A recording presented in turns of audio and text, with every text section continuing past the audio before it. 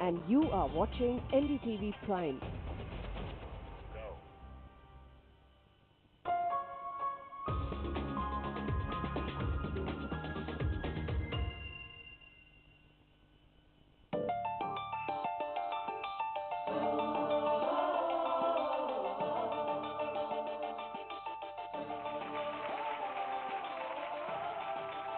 I now request Mr. Aditya Agrawal, President-elect, Indian Chamber of Commerce, to please give his welcome address. Good evening, ladies and gentlemen. We are pleased to have amongst us stalwarts from some of the best public sector enterprises of our country, and it would definitely be a learning experience for all of us to listen to their views on the impact of changing market scenario on public sector enterprises and the need for innovation. Later in the evening, we would witness the PSE Excellence Awards, an endeavor by Indian Chamber of Commerce to acknowledge the efforts of the game changers in the public sector arena. Our eminent panel of jury members have put in a lot of time and thought in selecting the award winners based on their performance in the different categories, and I thank them for their time, guidance and feedback in making this evening memorable for all of us.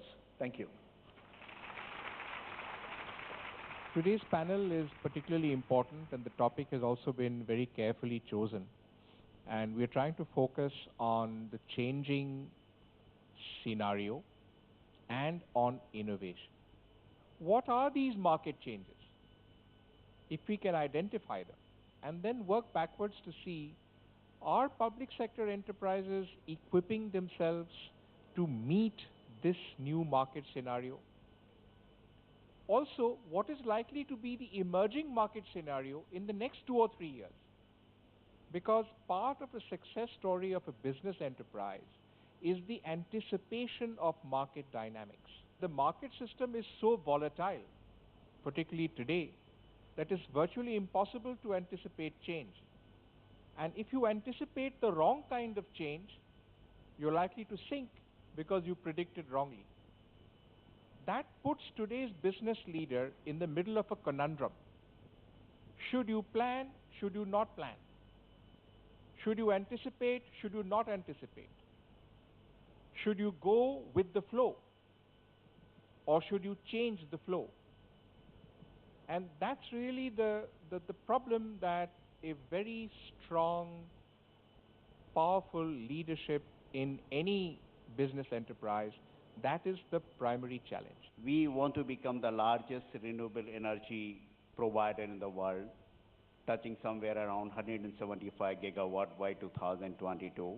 We are also looking forward for the largest skilled manpower provider, and that all has to be aligned with the initiatives being taken in the country. Now, how we can compete in this scenario where China is emerging as the world's largest manufacturing factory? So the three things which I could find, that we need to be more ethical, we need to be qualitative, the world class and the best in class, then probably we can organize our house and we can organize our business globally as also.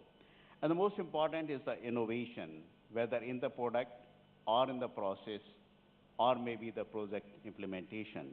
Though the challenges are, we need to take them as opportunity, design our business aligning with them with the government initiatives and the missions, build capacities which are strong enough to take the technologically potency and before we become the self-reliant. 5 of the largest firms in the world, global firms, are Chinese PSUs. Compare them with India. We have 4 companies which are in the Fortune 500. Out of them, one is a large banking sector company. Another are 3 companies, out of which 2 are retail PSUs. How do we grow PSUs to that level? That's the macro perspective that I'm talking about. We would like these innovations to take place. One is we have to consolidate. Second, we have to have HR innovations. Third are innovations in terms of our processes. A lot of IT can be leveraged. So these are some of the innovations. Thank you very much. Thank you very much, Mr. Das. I'll now call upon Mr. Jaiveer Srivastav from FACT Kochi. I will come to 2 basic points which Dr. Bhaskar Chatterjee has already mentioned. Number one is risk and number 2 is leadership. If there are will, there are ways to do something new, and it all depends upon the person who is leading the place. And now I come to the fact which was under totally financial stress. It was in negative net worth when I have taken over on 1st of April 2013. I very gladly like to share with you, after efforts of almost 38 months, last month, that is month of June, we are able to make real profit, though not very big, but it is only 4 crore rupees. So this is the success story in a very brief. If anyone wants some more data, something, I will be able to share with you. So thank you so much for the opportunity. I would now welcome the viewpoints of Mr. Harpreet Singh from the Central Warehousing Corporation. While it is well known that for any company to survive today, innovation is one of the most important in the face of changing market scenarios, especially when the markets have been further opened up to foreign investments, and foreign investments are in need of the hour, and competition for public sector undertakings will keep increasing. Public sector undertakings have to be more agile in decision making, and decision making in public sector undertakings have to be undertaken at the right levels. And there is where the role of the management of public sector undertaking comes in. In the changing market scenario, it is the top management's responsibility to ensure that we devolve powers within the framework of what we have to the right level for decision making, so that we are able to compete with the private sector and also the global companies which will be coming in a big way. Thank you so much. Right, so our last speaker for this session, Mr. D. Acharya, CMD of USIL. I think all of us know that we have a moderate reserve of uranium ore in the country, and the country's nuclear power program is actually geared at harnessing the thorium reserves, which are large in quantity in the country. It's geared towards that. But then thorium reactors can't straight away be put into action, and they have to naturally go through the route which is considered the National Nuclear Power Program, which is a 3-stage program. It starts only with utilization of uranium. But one specific point I would like to make here is that if the country wants to go towards generation of electricity from thorium, it has to go through uranium which is mined and produced locally, because there are international regulations which prohibit you to, even today, import uranium and put it to use in processes which move towards harnessing thorium reserves. The low international price of uranium has caused a huge downturn in uranium mining and milling activities worldwide. Financing of exploration activities in most parts of the world, especially the major uranium mining countries like Canada and Australia, have virtually come to a halt. Many deposits already explored are not being converted to operating mines, and many operating mines have drastically reduced their production. This scenario provides two competing tempting alternatives before India. Essentially, one is that you build a strategic reserve for a rainy day, and the second is you acquire stakes in uranium assets abroad. Now, I think the judicious mix would be a mix of the two. It has to be emphasized that the uranium that will be mined and brought to India will be used exclusively in reactors under international safeguards. That means they don't help you to move towards your thorium reactors. Operating uranium mines overseas will entail a paradigm shift in UCL's activities. While UCL operates its underground mines with cutting-edge technology, venturing abroad would entail manifold capacity building in fields such as business management, international law, etc., and will involve close coordination with Indian diplomats in those countries. We have the clock ticking for us. We must take the decision either way, and very rightly, as was spoken earlier on, we must understand the risk and take steps in as per our risk appetite. Thank you. Thank you so much, everyone. I would like to request Mr. Aditya Agrawal to present the mementos to our esteemed panelists, please.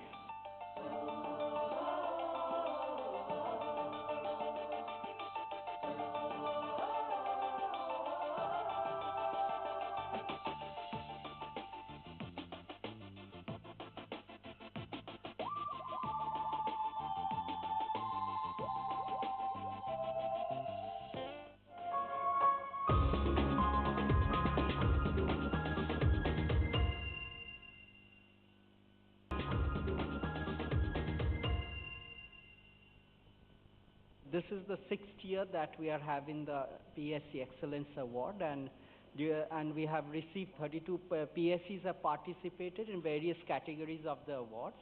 And the nomination for the awards were received in 2 categories, Maharatna, Navratna, and Mini Ratna and others. Now I'll hand it over to our esteemed jury members. Thank you.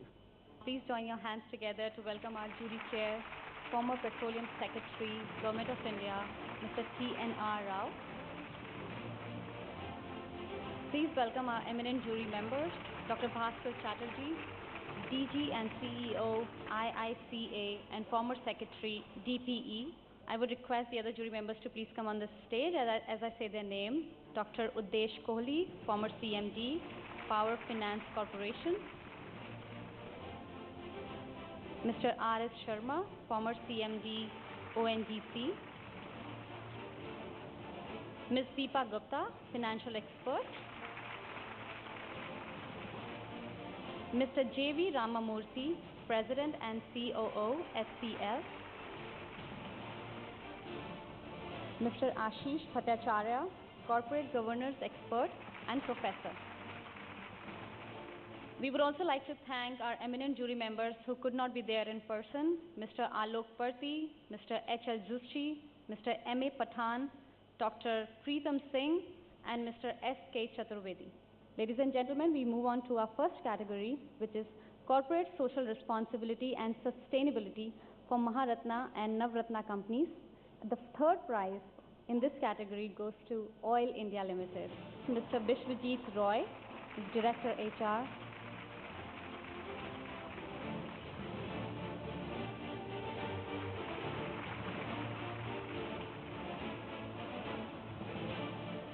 The second prize goes to ONGC, Mr. D.D. Mishra, Director HR.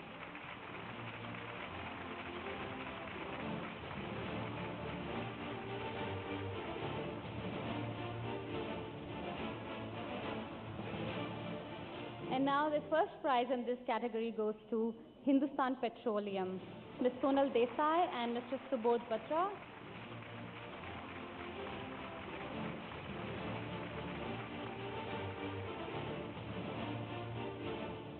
Now moving on to Corporate Social Responsibility and Sustainability Awards for Mini Ratnas and other companies. The third prize in this category goes to Uranium Corporation, Mr. D. Acharya, CMD.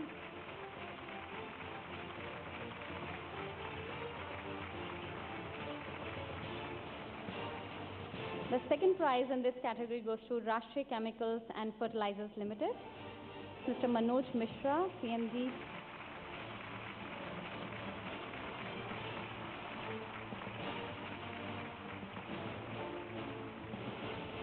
And the winner in this category, it goes to Vapcos Limited, Mr. C.P. Arora, Head Corporate Communications.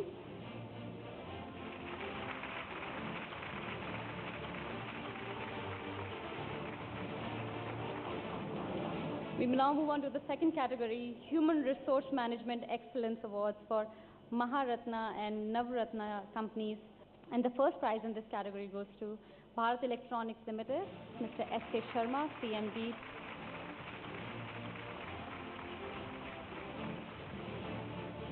The second award in this category goes to ONGC, Mr. D.D. Mishra, Director HR.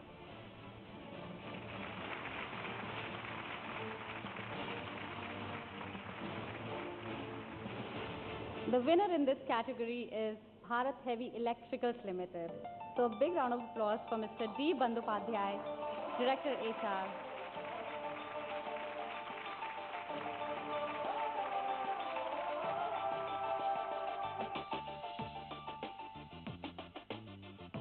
Moving on to Human Resource Management Excellence Awards for Mini Ratna and other companies. The third prize in this category goes to Vapcos Limited, Mr. C.P. Arora, Head Corporate Communications.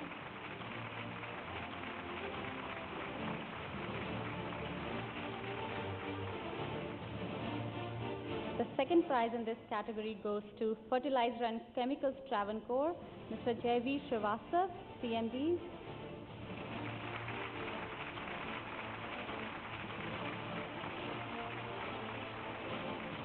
The first prize in this category goes to Central Warehousing Corporation, Shri Harpreet Singh, Managing Director.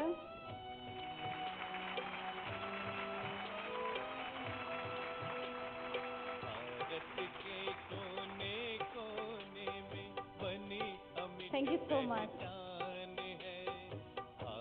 Now moving on to the category Corporate Governance for Maharatna and Navratna companies. The third prize in this category goes to Bharat Electronics Limited, Mr. S.K. Sharma, CMD. Bharat Electronics Limited, BEL, is a pioneer in defense electronic systems for safeguarding land, sea and The airspace. second prize in this category goes to Rashtriya Ishpat Nigam Limited, Mr. A.K. Makhija, Executive Director.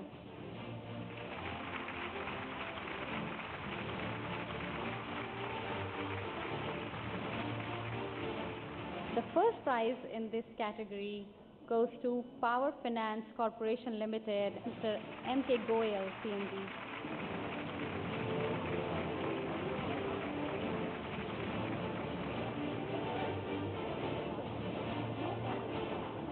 Moving on to Corporate Governance for the Mini Ratna and others, the third prize in this category goes to NHPC Limited, Mr. Jayank Kumar, Director of Finance.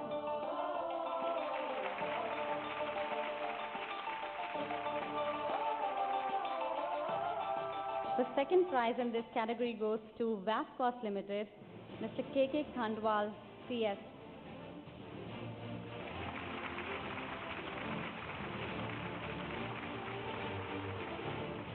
And the winner in this category is HSCC Limited, Mr. Gyanesh Pandey, CMD.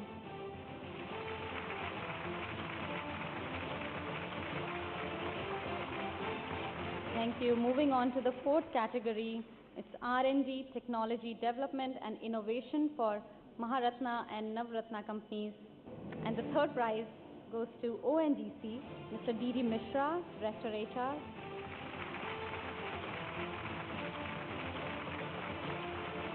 The second prize in this category goes to Bharat Electronics Limited, Mr. S.K. Sharma, CMD. Bharat Electronics Limited, BEL, is a pioneer in defense electronic systems for safeguarding land, sea and airspace.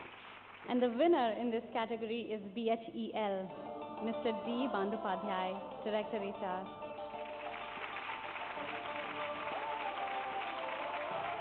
Moving on to R&D, Technology Development and Innovation for Mini Ratna companies. The third winner in this category is Rashtriya Chemicals and Fertilizers Limited, Mr. Manoj Mishra, CMD.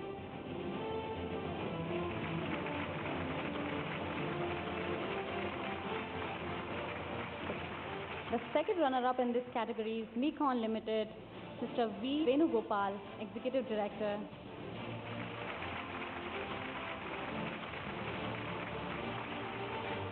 And the winner in this category is Rajasthan Electronics and Instruments Limited, Mr. A.K. Jain, MD.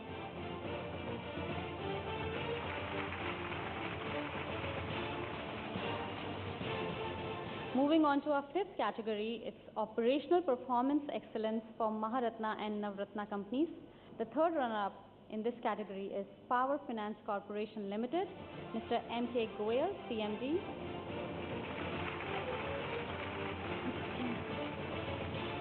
The first runner-up in this category is Bharat Electronics Limited, Mr. S.K. Sharma, CMD. Bharat Electronics Limited, BEL, is a pioneer in defense electronics. The winner in this category is NBCC India Limited, Mr. S.K. Chaudhary, Director of Projects. Moving on to Operational Performance Excellence in Mini Ratna and other companies. The second runner-up in this category is National Informatics Center Services Incorporation, Mr. Girish Kumar.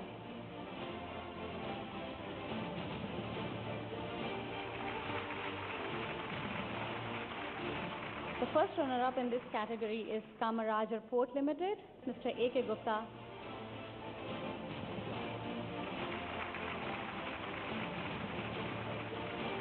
And the winner in this category is Bharat Dynamics Limited, Mr. V. Gurudatta Prasad, Director Production.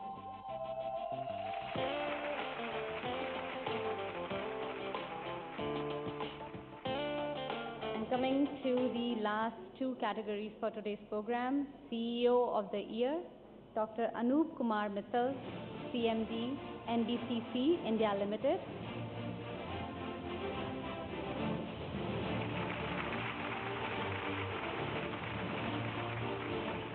Any guesses for the Company of the Year award? It's NBCC, India Limited.